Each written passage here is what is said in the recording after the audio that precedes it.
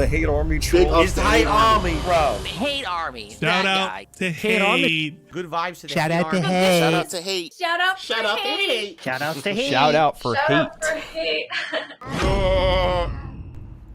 So I'm having a great time with it, and I cannot wait for more today. That is the major stream today. So this should be a good time, all right? So it was a great streams yesterday, and everything went well, and support was good. Like, I don't have any complaints whatsoever. But I'm noticing a few things. Number one, I'm seeing some people say some weird stuff. Number one is, oh, so Phil's not summoning in his Lies of P playthrough. What is he trying to do? Prove that he's, like, good at these games or something? Huh? It's kind of a weird attitude to have, because I would argue that up until Elden Ring, okay, it wasn't even, like, widely accepted to be summoning for bosses in any kind of a Soulsborne game. It was seen as a crutch. Like, if you can't beat the boss legit by yourself, then you summon to get past it, just to get past it and continue on with the game, but that's like a last resort. But I think what's happened is so many people jumped onto the FromSoft style game bandwagon with Elden Ring. And let's be honest, those Ash summons and everything made Elden Ring way easier for a lot of people so that they could continue to play it and eventually beat it. Without those summons, they probably never would have beaten some of the tougher bosses in the game. So it became a crutch for them and a commonplace thing. But while that happened, it almost became mainstream, like, expected that you're now going to summon for every boss. But here's the thing. I've been playing these games since Dark Souls 1. Then I went back and played Demon Souls, right? Like, I've gone back and played all of these numerous times. And admittedly, you know, I sucked at them at first. But over the years, I've gotten better and better at them, right? And now, I find it more entertaining, more fun, challenging, and rewarding to go into a game like Lies of P and play it straight up. I know there's a summoning mechanic. The pool of summons is there right outside of every boss door. I get it.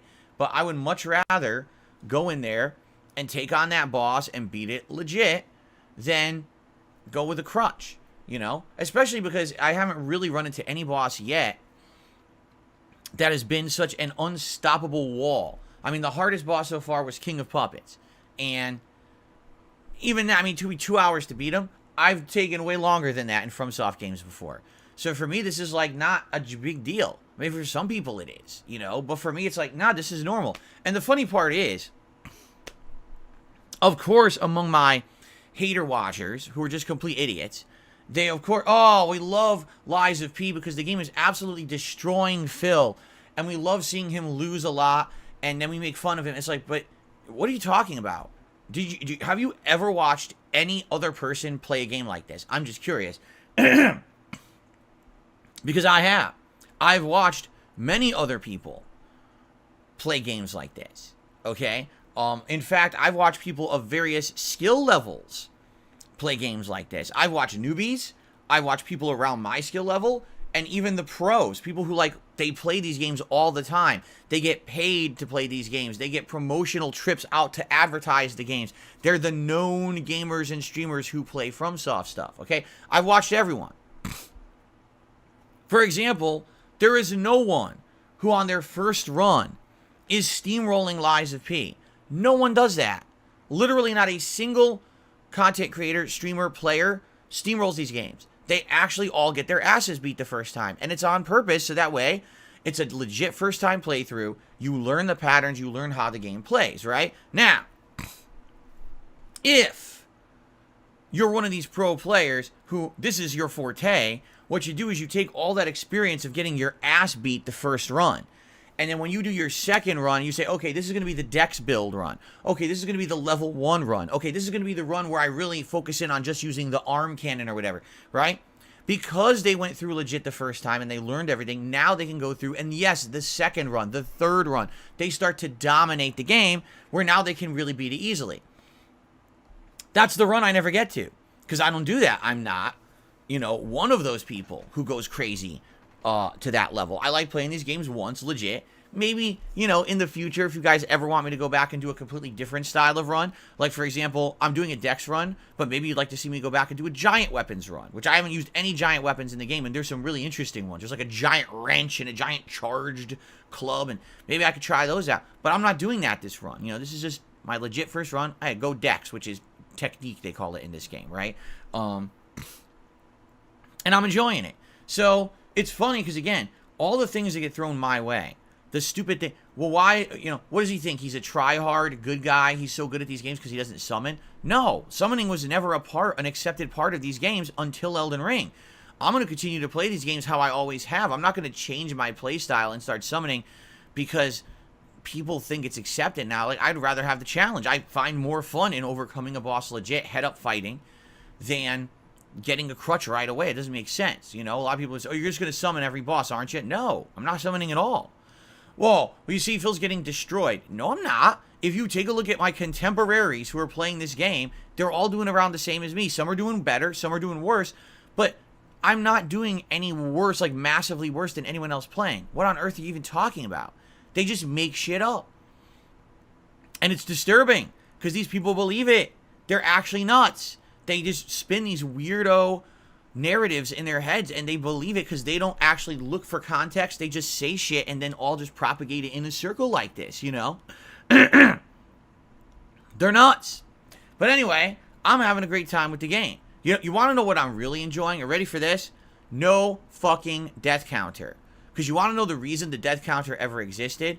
To somehow placate my hate watchers. Oh, you see, because Phil's counting his deaths and he has so many deaths, he sucks. You know what? When I'm just playing the game and focusing on let's win, and each loss, each death doesn't matter, right? Deaths don't matter in any of these kind of games. In a Soulsborne, FromSoft, non-FromSoft, whatever it is, deaths don't matter.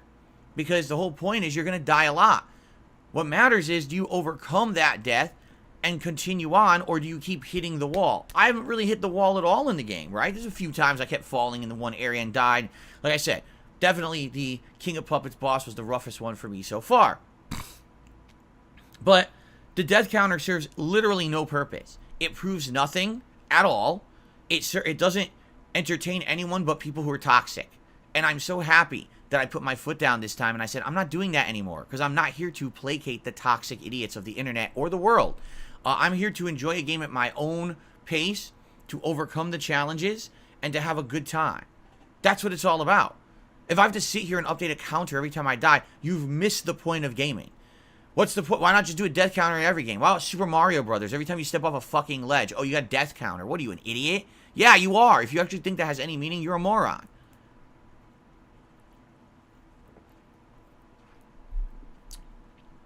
Hilarious. You took 2 hours on a boss.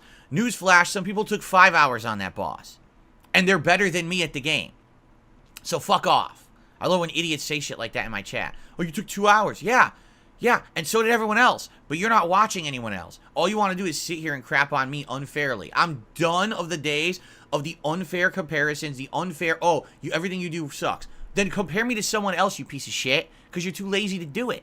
You're too lazy to go see that I'm actually not horrible at this game. I'm not great, but I'm also not the worst. I'm actually decent. I've gotten better at these games over the years. That's why I enjoy them so much. Don't you think that if I really sucked at this game, I wouldn't be enjoying it? But the fact that I'm able to play an ultra hard game and persevere and learn its mechanics, look at what I'm doing. Compare this game run to like my old Dark Souls runs. I'm learning the parries. I'm learning dodges. I've used multiple different weapons and upgraded them and learned their different skills and trees. I'm using smart upgrading in the P-Organ menu. I'm using all of the elemental things like fire or electricity or extra stun. I'm using all of the elements of the game to my advantage. Things I used to just ignore. One of the biggest criticisms I used to get was Phil just kind of bashes his way through every game. He doesn't really understand the mechanics or take the time to learn it. He just flubs his way through. That's not what I'm doing anymore. Now I'm actually trying to become educated on the games I play and play them at a good level, you know? And I like that. It's more entertaining when you learn all the things that the game has to offer rather than ignoring half of them, right? So I'm happy that I'm doing that. And there's no point to me listening to the nonsense of the white noise morons who don't have a point. They literally don't have a fucking point about anything. Every time that they try to say, well, Phil's wrong, well, why is he wrong? and then they have nothing to say. They don't. He's wrong just because he's Dark Side Phil, and that's the meme. Well, guess what? Your meme is bunk. You're a moron. Everyone who propagates that meme without being able to justify it is actually a completely idiotic person who's not worth listening to. And I'm not listening to you anymore. So Liza P has been great for me. I'm not listening to any of the nonsense. There ain't no death counters ever coming back. I'm actually pretty darn good at the game. Not great, but not bad. And I'm doing good and I'm enjoying it because of that. And I can't wait for more. No, I'm not going to start summoning out of nowhere. Nor am I going to care about these idiots who say, oh, you took 2 hours on a boss. Yeah, and everyone else took more. So what the fuck are you talking about? You're an idiot. All right? Oh, excuse me. So, there you go. Okay. So, I'm excited for the content coming up this week, right? I hope you are too. All right. Outside of that, as I told you guys, so what I would like to do is very briefly just do a plug segment. Then we're going to do a little bit of a shout out because I have one contribution to shout out. All right, so, ladies and gents, as you guys know, I'm an independent creator and a content curator. What that means is that I make content for a specific audience on the internet. I'm not making content for the masses, nor do I expect that my content would appeal to a wide stream YouTube audience. I have an audience that is long established. I'm a 15-year YouTuber. They love what I do. They love what I stand for. What do I stand for? Being independent, being honest, being truthful, and being loyal to my audience. That every piece of content that I put out will be meaningful and actually transparent and truthful. Not that I am taking payment to advertise a product or shill something to you. That I'm going to say something is good because I'm getting paid for it. Or on the flip side of that, that I'm going to artificially say that something is much worse than it really is for clickbait views and attention. I do none of that stuff. I have very limited amounts of commercialization and advertisement in my content. On a live stream like today, at most, I'll take one ad break. And let me tell you, YouTube wants me to take tons of ad breaks. They want to automate this stream so that every 20 minutes, 5 minutes of ads run. I turn all that off. Why? Because I want my content to have meaning to you. And if you're bombarded with advertisements and paid shilling, you will never get any kind of true meaning out of my content. See? Now, I've been around for 15 years for one reason. You. Because you have all been supporting me through this journey. For me to be something different. I am really lucky to be able to still be true to who I am and what I stand for, being a content curator, because a lot of other people over the years had to change. They had to sell out. They had to completely commercialize their content. They play games only because they make a buck doing it. They have giant product placements in their content because that's how they have to get by. For me, I don't have to do that because of you. Thank you for allowing me to be different and to be true to myself. Because if I had to be a paid shill all day long, I probably would hate what I do for a living. And I'm glad that I don't answer to anyone. And instead, I can just be honest and transparent and truthful with my audience. If you like this content because of that, and you want to see this content continue, please support the stream in one of the following ways. The easiest and most instantly, not challenging way to do that is by engaging with the content. Whether that means you give a like to this live stream today because you're really enjoying yourself. Whether that means you like a video that you're watching on demand because you like it. Maybe that means you're talking with me on a stream or leaving a comment on a video. As simple as that stuff sounds and as fast as it is to do, it helps the channel. And you'd be surprised how many people don't do it because they don't think about it. They don't think, oh wow, a like or a comment on this video will help Phil. A like or talking with Phil on this stream will actually help. If you did that and all the content I did, I would actually have way more priority on YouTube to be found. But it's not something people think about all the time, nor is it something that I bring up all the time. So I want to bring it up at least once a day on this podcast. Please engage with the content. It helps a lot, all right? Now, if you'd like to go above and beyond, and you'd like to contribute in some way other than just engagement, there's many ways you can do so. You can do a super chat or a super sticker during a live stream, or if a video is eligible, you can leave a super thanks on a video. These are ways for you to get noticed either in the chat of the stream or in the comments of the video. I'll actually highlight your comment and like it and say thank you personally if you leave a super thanks on a video, and I'll give you a live shout out during a stream if you do a contribution like that during a stream. If you become a member of the channel or gift memberships to the channel, this helps a ton. Members get so many benefits, including emotes, unlimited access to the chat, meaning you don't have to abide by slow mode rules on a live stream, a cool chat crown badge to show how long you've been a supporter, and you'll get special priority for events. Right now, we've got a Halloween event coming up on October 31st, and people are nominating games for me to play during that event. If you're a member, you get to nominate twice, once in the open thread and once in the members only thread, and members specifically will be selecting multiple games for this event. So, awesome privileges if you become a member. If you'd like to help out the community at large, maybe you just like the vibe in here and you're like, I'd like to help everybody out. If you give some memberships to the channel, it helps everyone. And I'm sure people would appreciate getting some gifted memberships. So consider doing that today as well. Thank you. Now, the final way you can contribute, and in some ways the biggest and best one, is by tipping me. Why is tipping so important? When you tip me on a stream, or if you're watching an on-demand video, there's a link in each video. You can do it then too. That's a direct contribution to my PayPal.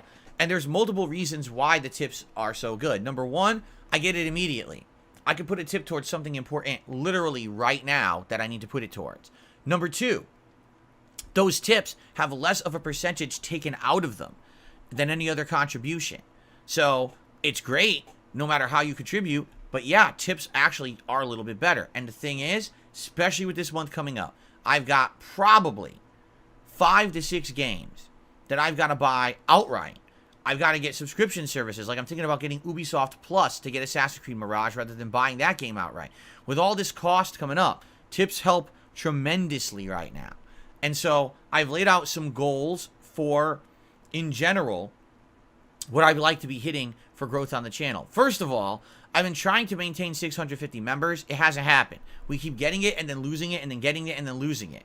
So earlier this week we had it, and I said, oh, then the members goal for this week should be 675. And now we've dipped down to only 628. And it's like, well, what can you do? Members gained, members expired. There's nothing you can do about that. I would like to hit 640 members if possible by the end of today. That would be tremendous if we could do that. So think about becoming a member or maybe gifting some memberships to the channel. Now, tips. My goal is very simple. I want to hit the tier 1 tips goal every stream this week. Okay? Day stream, night stream, I want to hit that every stream. If we have a stream where we go above that, that's superb, and that helps out overall for that day. So then there's not that much of a concern if I don't hit it, say, on the other stream that day. But that would help a ton right now. That's, helps me to buy everything, pay bills, go grocery shopping, everything I need to do. That's what the tips is really there for, all right? So please consider contributing in one way or another. Now, I just got a question in the chat. Did I ever consider selling merch, signing merch, doing things like that? Can't do anything with merch. Years ago, I used to have a merch store. It lasted almost 5 years. Never had a problem with it. All of a sudden, one day it gets shut down. When I ask why, the business ghosts me. Come to find out, this was about 2.5 years ago, my hate watchers banded together and in a concerted effort started sending dozens to hundreds of complaints to every company that I was dealing with, basically telling them that I was an awful person. They started sending out of context clips from things I did over 10 years ago on YouTube, saying that I was a racist, a sexist, a bigot, a horrible person, and I didn't deserve to be part of their company and they shouldn't associate with me. And a lot of companies actually cut ties with me without ever telling me why. They didn't even have the balls to say, here's what's going on. I only found this out because someone who actually works at Twitch told me. They whistle blew. They contacted me and showed me the evidence. And I was like, wow, now I know why I'm not in the partner program, right? But it's kind of messed up that all these companies over the years have changed. They knew who I was. They know my past and that I've changed for the better, but instead they want to punish me for things I did 10, 15 years ago as if I just did it yesterday, right? Like there's no way that a human could ever grow or improve over time. I get punished for it. So anyway, since then, 2.5 years ago, I essentially have not had an opportunity to make merch. Because anytime that, oh, should I do it? Well, what's the point? Any one of these companies could easily just, again, be mass bombarded by my haters and be told that I'm a bad person. And they're so moronic, they'll just believe it. You know what I mean? And it's like, well, obviously that's not worth anyone's time then. Correct? Now, I've been asking over the past year. Now I think would be a good time to maybe get back into it because I've rebranded. I no longer have the old stigmas and things associated with me that I used to. I'm a different person. I've completely changed all those things around. So now people can't try to make those associations. Like, tell me one thing I've done in the last 2 years that has anything to do with what you're talking about, right? But now I ask around, hey, do you guys know of a merchandise company that would be able to make merch and not basically bend over when people complain about stuff I did 10, 15 years ago. And no one can tell me anything. There was one merch company that was recommended. I contacted them. I actually sent them a email. And I said, here's the deal. Here's who I am. Here's the level of popularity I have. I have fans that want merch. But, this is what happened. I have this hater group following me around on the internet. And no matter where I go or what I do, they just keep trying to ruin opportunities for me. Would you be willing to look into this, and or should I make an account on your site or whatever? They just ghosted me and never responded. So that's what I mean. It's probably that's the problem. I need to find a business that's not going to just kind of puss out because a bunch of my haters come and send them whiny emails. You know what I mean? I don't know if it exists in the modern era of cancel culture, right? I don't know if it exists at all. It's sad because what have I actually done to deserve that kind of treatment? I was with Teespring, which is now Spring, for almost 5 years. They reached out to me. They designed merchandise for me. They were making shirts and things for me because they wanted me on their site. They had personal designers working with me, and they made 2 or 3 of my early shirts and everything. They knew who I was. They knew my history. They were okay with it. Over the course of 5 years, their whole culture changes, and then they kick me off the site with no explanation. Wow, what a great business, right?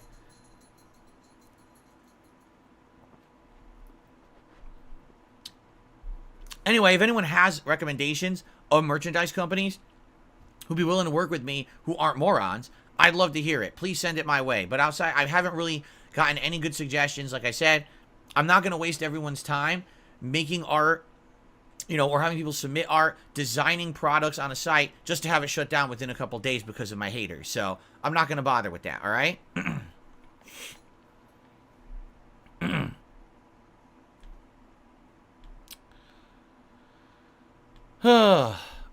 Anyway, there you go. So that's what's going on with that, and that is why I don't have merchandise right now, because someone asked a question. Okay, I would love to. I was actually thinking this year would have been a great year around the holiday season to launch, some merchandise, because I haven't done it in years and years, Morons. What can I say? Okay, $2 from an anonymous tipper. I want to thank you for the free content you create. I will always support in a small or big way when I can. Have a good one. You're welcome. Thank you so much. I really appreciate that. And that's the thing, too. I want you to understand something. I want this content to be free. I don't want this content to be paywalled. I don't want this content to be hidden behind 400 ads. Did I tell you guys about the other night when I was on Twitch? So the other night was the release night of Aki in Street Fighter 6. And I wanted to see that night when she came out some early tech. So I went on Twitch, because that's where all the big FGC streamers stream for some reason. Don't ask me why. That's where they all want to stream. So I go over there, all right? And I shit you not. I would click on a stream, watch one match. That's like 3 minutes. Immediately an ad break. And the ad break was, I'm not kidding you, 10 advertisements. Each ad running 30 seconds. So I watched one 3-minute match, and then I had to watch 3 minutes of advertisements to get back to the stream. Then, after watching for about another 10 minutes, there was another 3 to 5 minute ad break. And this was not the streamer doing it, because the streamer was fucking playing. The streamer had no control over it. This was Twitch running the ads. Can you imagine? How could you fucking watch a stream like that? It drove me nuts. I was like, are you kidding me? I can't watch that crap. That's terrible. And again, you can't blame the streamers. They're not even controlling it. It's Twitch doing it. That's what I mean. Like, I don't want my content to become constant nonsense. I want you to come here for the content. Because when you come here, you're having a good time. You feel like you're, some social interaction with me. We're enjoying a game together. You get entertainment out of that. It's about meaning. Actually getting something positive out of being here today. Now, I went to the stream, and I was trying to learn something about the game Phil's playing, but man, all I learned about was how, they're selling these slippers on fucking Amazon, and, these new diapers for my fucking baby, and, like, what the fuck? I can't even watch. That is more ads than a TV show. I couldn't believe how much was running. I was like, what the fuck is going on over there? So I'm glad I'm going. Seriously, I am so glad I'm gone from that site. If they're forcing the streamers over there to run that much commercialization shit, oh my god, I couldn't stand for that. So, And again, what I'm telling you guys is that basically here on YouTube, they're trying to go that way too. I know they are. They're trying to get YouTube to auto-run ads. I'm going to resist as long as I can. As long as you guys keep supporting the streams the way you have, I don't have to go that route. That's crazy. I don't never want to. But they may change it for the worse, and you might have to. I don't know what else to say. If they change it and force my hand, and I can't control the ads, then there's nothing much I can do. But I will do as much as I can. You know, I feel that through the super chats you guys do and the paid memberships you guys are doing, YouTube's making money on me. You know what I mean? They're making money on my streams and videos, so they have no place to really be complaining here. It'd be one thing if I was just streaming and there was no commercialization at all, you know, no monetization, and YouTube made nothing on me. They're making money on me every one. So I don't think they really have the right to be sitting here and complaining.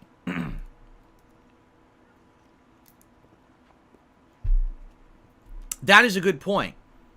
If you get YouTube, so someone just said I have YouTube Premium. YouTube Premium is great. Even though, yes, it is a flat rate every month for it. Admittedly, it costs money. You will never see an ad on YouTube.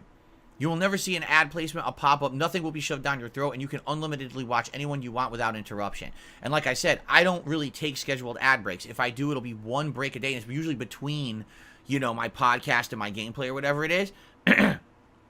So I would 1,000,000% say if you like YouTube content, get YouTube Premium. It is totally worth it to not have to watch the ads on here, okay? Okay. Is that true?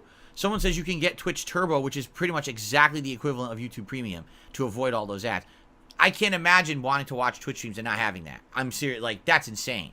I couldn't. It was unbearable. What I started doing, I started clicking between 3 different people who were playing Street Fighter 6, watching a match, then it would run an ad. I would leave and go to the other one, watch one match, it would run an ad, I would go to the other. I started going all around. I couldn't even watch it for more than like 5 minutes. It was unbearable. From Tony Meatballs, will you ever do a meet and greet? I have no plans to do any meet and greet anytime soon. Quite frankly, I'm busy with my life and with streaming. I don't feel the need to meet people in person. I don't think, it's not like I'm going to go to some convention and I'm going to be holding a panel and I'm going to be selling merch and I'm going to be promoting content. You know what I'm saying? Like, there was back in the day when I went to conventions and things, the whole idea was that I was going to promote my content, whether it was my gameplay, whether it was Project 7, I was going to get my name out there. I had a booth where I would hand out business cards. I had a laptop running, showing the content that we had made, and people would be like, oh, what's that? And they give it a look, right? I'd have a panel where people would show up and want to talk with me. That would never happen today. No one would care about a panel. No one would, you know what I mean? This is 10 years later. I'm small potatoes now. And I'm okay with that. I'm totally okay with being a small-time YouTuber, okay? I don't see myself meeting and greeting with anyone, honestly. I think it would be a lot of hassle because you'd probably have assholes who show up just to try to cause problems for no good fucking reason. Because they're just scumbags. They're losers with no lives, and they have nothing better to do. Everyone who genuinely would show up and try to be positive would probably be harassed by a bunch of scumbags. So what's the point of that? Right? So, I don't know. Maybe one day. I don't foresee it anytime soon.